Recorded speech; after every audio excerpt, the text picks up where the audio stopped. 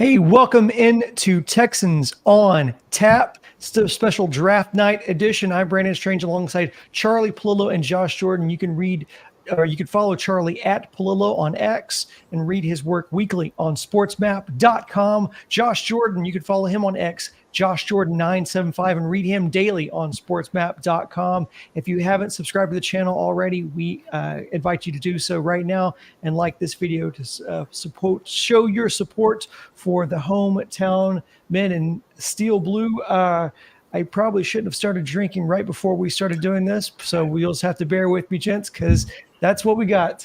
Before we get into the picks themselves, let's do this. Let me get your reactions to a couple of things. One, Nick Caserio traded back before the draft into the second round. In hindsight, do you think he accomplished what he was looking to accomplish in trading out of the first round?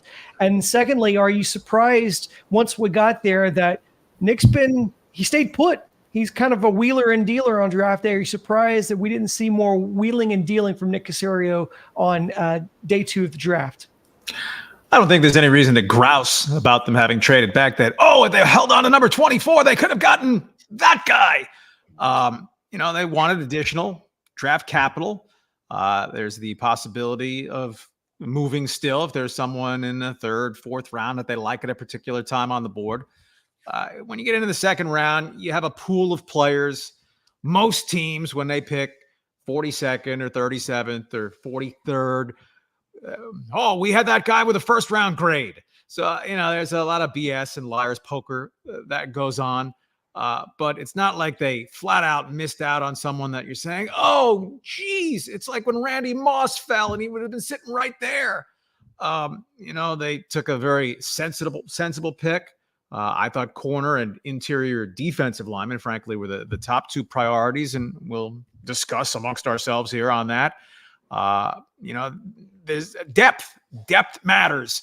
And so if you gain an additional second or third round pick, even if it's a year from now, right? The Texans are a chic team all of a sudden. And so naturally, if you've been a fan starving for years, decades, to have a team that might be a bona fide contender, why are we kicking the can at all in terms of trading back or delaying a pick until next year? That's all right. It's been a good offseason, and Caserio's draft capital to work with. I think he has a capital of goodwill and trust that has surged in the last year. So other than it's fun to complain, there's no reason to complain with the moves they made. Yeah, I mean, I guess I'm okay with it because it was the Diggs deal that is why they did this. So if they would have not wiped out the 3 years off of Diggs' contract, I'd feel a little better about it. But just with him being a rental for a second round pick, the other thing maybe they didn't see coming was how many quarterbacks would go off the board in the first round before that number 23 overall pick that they originally had. Maybe that would have changed their mind, but they had a plan. Once you commit to something, see it through. Don't second guess yourself. And I think they came away with some good players. So I don't have a huge problem with it. They wanted more depth, and we'll see. I mean, right now, who knows, right? We don't know how any of these guys are going to perform, what they're going to turn into. We're just kind of looking at where they're projected to go by the so-called experts and where the Texans took them. We won't know anything until we see them out on the field. It did feel a little retro, some days of future past with Bill O'Brien here not having a first round pick, but this time for good reason. And on bated breath, Texans fans waited to see whether we'd be drafting a guy named Kool-Aid. Instead, with pick 42, it's Kamari Lasser from Georgia. So, gents, how do we like this pick? Corners obviously an area of need. If not a Kool-Aid, a Kamari with a K. I think it's an okay selection. I mean, the clear flashing light is, wait, he was clocked into 4.6s at a pro day? That's pretty slow for a cornerback. Well, that says to me that obviously you have Derek Stingley on the one side as your elite cover corner. They took a low-risk shot with Jeff Okudah. Took another low-risk shot at C.J. Henderson, a pair of former top 10 picks. One of those guys will be the other outside corner. And I think Lasseter was drafted to be a slot cover guy on the inside, right? The 40 time, I'm not going to say snail slow, but geez, 4.6, not what you're looking for, but in the 3-cone drill, flexibility, quick twitch movement, he scored tremendously. The best corner in the draft in that one. So you never want to go crazy with drill scores. But I think they targeted a player. They needed an extra cover guy. If neither Okudah nor Henderson turns out to be worth very much, I don't think that Lassiter can be an outside corner. 4.6 is just too small, recovery speed and that type of stuff. But for the niche role that they took him for, I think he's a sensible pick, and certainly at a position where they needed to fortify. It's funny. We talked about them cutting Des King last year before the season started, and then they ended up signing him back, and he played pretty well for them. But that just shows you this is who they're drafting to replace him. Apparently, D'Amico is not all about Des King. He likes him enough to fill in the gaps, but not somebody he wants to commit to long term, which is fine with me. The Kool-Aid pick is what kind of, if they would have just, he went one pick in front of them, and then I looked at what was given up in that deal, and let's see, the Saints gave up pick number 168 and pick 190 to move from 45 to 41, and the Texans were at 42. So Kool-Aid by most of these draft evaluators, Daniel Jeremiah, Lance Erline, all these guys, he was, considered a first round pick, where, as most people have Lassiter, they were thinking he'd go in the third round. But I saw a tweet from Lance Erline saying that he had him as a second round talent until that 40 that he ran at his pro day. So this is a deal where it looks like the Texans were more about production than about a 40 time. And this is from PFF. So this should make a lot of us feel better right here. He allowed, 136 pass yards in coverage in 2023. Per PFF, that's the fewest among FBS cornerbacks with the minimum of 350 snaps. And then also, he was one of 2 corners to allow 150 or fewer passing yards and 0 touchdowns in coverage in a single season since 2021. The only other guy to do that, Sauce Gardner. So if we're just looking at the production here from PFF, this guy, he's a good cover corner. And Charlie mentioned it. If he had that deep speed, maybe you could play him outside at the NFL level. But he doesn't have that. He's quicker than fast. So basically, Daniel Jeremiah, they're saying he can roll out of bed and be your nickel corner day one in the NFL. So look for him and Des King to compete there. And granted, he played corner behind Georgia front sevens that have just been sensational last few years, producing top 10 pass rushers and interior defensive linemen. But he'd been covering SEC receivers. Now in the East, you didn't see the LSU guys every year, but he saw the Alabama guys on a couple of occasions. Ricky Pearsall out of Florida, first-round pick. Leggett, South Carolina, first-round pick. I'm unaware of either having torched Lassiter in the Georgia game this year. So, I presume that they kind of had similar grades on Kool-Aid and Kamari. We hope there wasn't some error in translation. The guy who starts with K.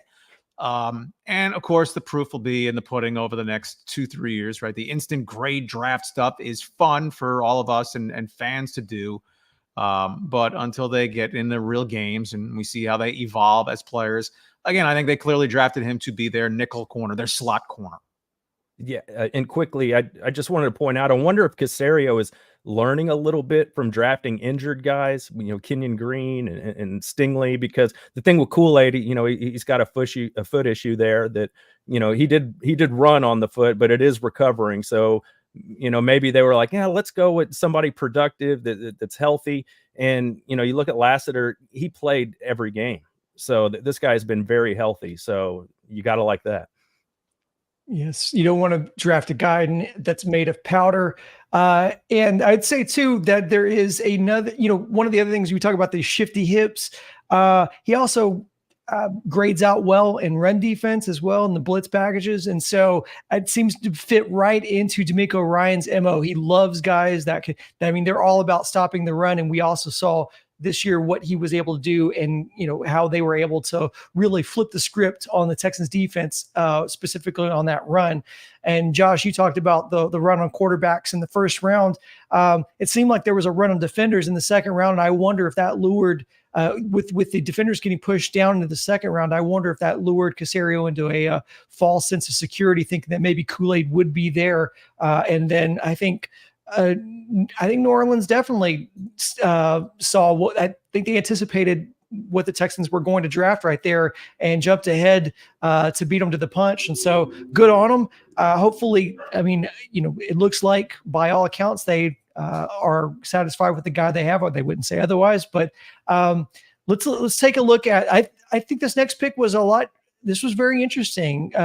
Blake Fisher at Notre Dame at tackle. What do you guys think about? I did not see that being a pick here, but I mean, once you get into this late into the draft, it's really about best available as opposed to areas of need. They clearly think that Fisher was best available. What do you guys think about this pick?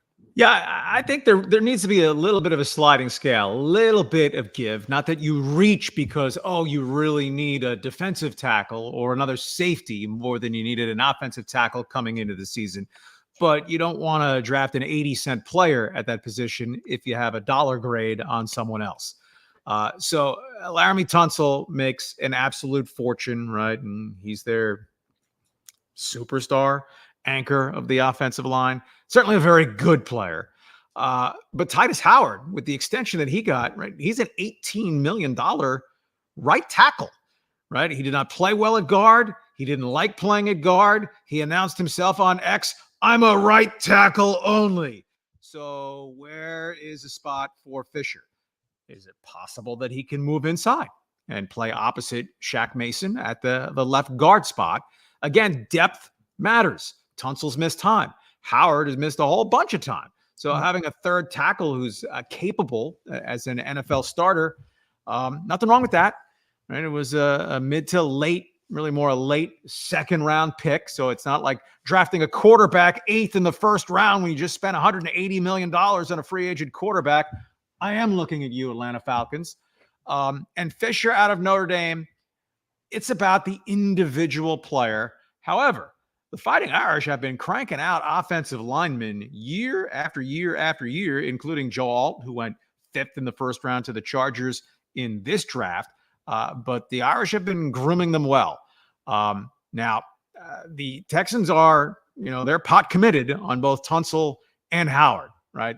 If either guy stinks, it's still a bloodbath to get out of the contract after next year. I will note, an offensive lineman age pretty well. Right, Tunsil's not 30 yet, but after the next 2 seasons, if Fisher progresses and you're thinking he's ready to be a left tackle, the Texans' 2026 season will be looking at $7.5 million in dead money if they wanted to move on from Laramie Tunsil. So that's just one to file away. But I think this is a solid depth pick for the offensive line, with B, well, maybe he becomes a guard. The idea that, hey, the 5 best offensive linemen on the roster are the 5 offensive linemen you want as a unit, and you figure out the best configuration for them. For me, I was excited because Daniel Jeremiah, when the pick came in, he said, this is the highest tackle I have on my board right now. So to me, that's a good sign. I looked at DJ's big board, the top players in the draft. He had him at number 54 overall. So as a second round pick. So that's good to see. I was happy about that. Some of the comments, he's a redshirt sophomore, so he's young. And DJ said, hey, if he would have went back to school, I could have seen him going in the first round next year. So that's a good sign right there. He said he's a little tight, a little bit of ankle stiffness, but overall, he said he shows you everything. He's just not quite there yet. He thinks he'll be a much better player in a year. So to Charlie's point, maybe he's a selection for, a year or 2 down the road here, and then, he can be depth in the meantime. But, I mean, it's good. He started 12 games at right tackle in 2023. He started 13 games in 2022 at right tackle. So, I mean, and he's played some left tackle in his past, but obviously look who they had at left tackle. So he was at right tackle. So at least he's done it before. So, I mean, I like the pick. I mean, we know the run game was really poor for the Texans, and they were shuffling that O-line through the whole first part of the season. So you got CJ Stroud back there at quarterback. Nothing wrong with having a little insurance at tackle. At the point of pick, you mentioned Jeremiah had Fisher at the highest tackle on the board. I'm not going to say this rises to the level of irony, but how about faintly amusing that a few years ago, Tunsil was a concern about being the highest tackle on the board. The gas mask. Oh, I remember. Yeah. No, we got you. We got you. Oh, you got the same reaction that I got for the powder comment for Kool-Aid. So that's what we do. You have to deadpan it so that the dad jokes don't get made fun of in the comments. Speaking of the comments, we got some negative comments, like some people here that are kind of down on Caserio's draft here, at least through the first 2 picks of the second round. But given the fact that the shuffling that happened out of the first round into the second, and the other maneuvering that happened ended up turning into Stephon Diggs. Did Nick Caserio really need to hit home runs with these 2 picks in the second round here before the third? Well, if you hit a home run, great. But no one at point of pick at 42 or 59, that's the greatest pick ever. They drafted a future Hall of Famer. That's why they're in the second round and aren't high first round picks. You can nitpick any pick. And we talked about Lasseter. Hey, if wide receivers are running past him and he's getting whiplash and can't catch up, that's a problem. But they're not going to deploy him where he's trying to cover, say, Tank Dell on the outside. So I just think draftniks, fans, the right to gripe is like life, liberty, and the pursuit of happiness, right? We all are entitled to gripe away. Both of these guys could be busts, or they both could be solid picks that join an ascendant Texans team. That's part of why we'll watch.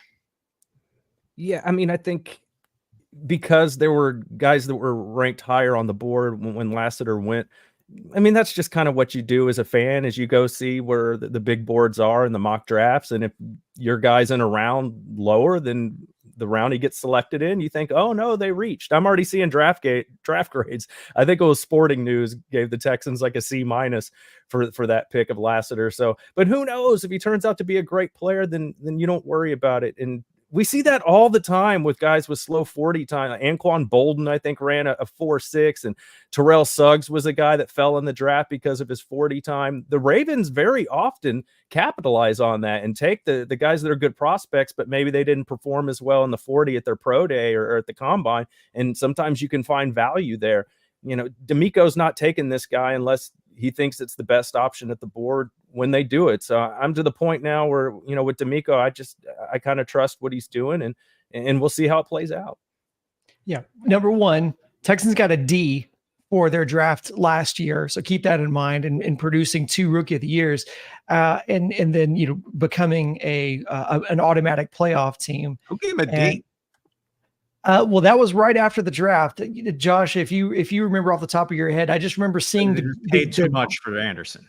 Yeah, a lot of people didn't like that. Yeah, they didn't like that they traded their own pick, and that ended up being the right move. It did. No, it did. But like, there were a lot of people, and not going to say that those are the same people that are in these comments right now, because there's no way of knowing. But there probably were some people who think this one's trash. And hey, look, some of the smart guys in the room, who follow this stuff, said the same thing. What was it? Bill Simmons was talking about how in the world could you trade your first for next year, considering that's going to be worth that's going to be like a number 4 pick, and then that's going to be Marvin Harrison Jr. Yeah, right. Exactly. Yeah. So just crazy things like that is what gets said on the nights like this, because that's when you can speak in absolutes, because the people being drafted have done absolutely nothing on the big stage yet. So gents, we're 20 minutes in. I'll give you the final words before we wrap here. Look, no matter which 2 players the Texans took in the second round, if somehow they had 2 players to pick in the first round, we're going to pale compared to CJ Stroud, Will Anderson. So if there was an inherent letdown for fans already baked into the cake, because no matter what they did or do in this draft, it's not going to match the 2023 draft, which is a franchise alterer over time, maybe a league alterer, right? Historic stuff.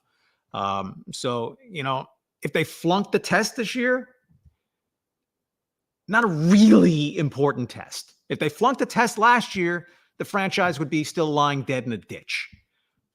So, I'm not saying, if they poofed it on both of these guys, no problem at all. But the floor of missing on these picks is not nearly as damaging if they'd fluffed it on either of the guys last year.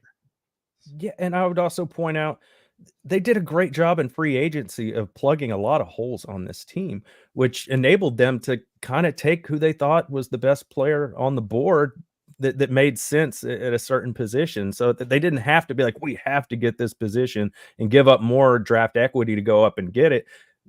They could just kind of be like, hey, this is the best guy here, we're going to take him. And I would also point out that this year's draft, don't forget, Stephon Diggs is kind of part of this draft haul. Will Anderson is kind of part of this draft haul this year. So it's not just these players. There's a lot of moving pieces with this. A guard and a safety over the balance of the draft would be nice.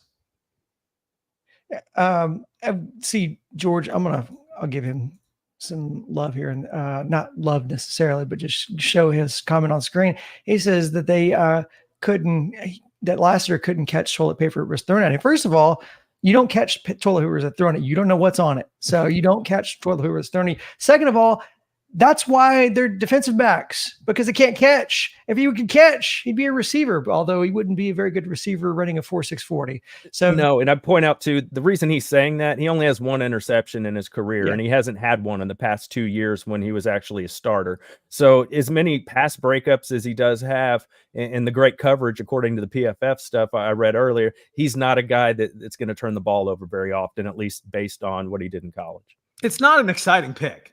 I mean, It's not. The question is it a functional pick? Will this guy fill his slot, literally, I guess, and figuratively, if he's going to be the slot corner in this defense? Indeed. Well, gents, I appreciate the time this evening to talk about it. I appreciate everyone that participated in the chat this evening to watch this. We appreciate all the support. Make sure you subscribe to this channel, and also make sure you subscribe to the Sports Map Houston channel as well. We're going to do the newest episode of Stone Cold Stros on Monday. We'll talk about, hopefully there'll be a win before then, but probably not. So, gents, we'll talk to you soon. Go Texans. Hit like, guys. Hit like. Hit like.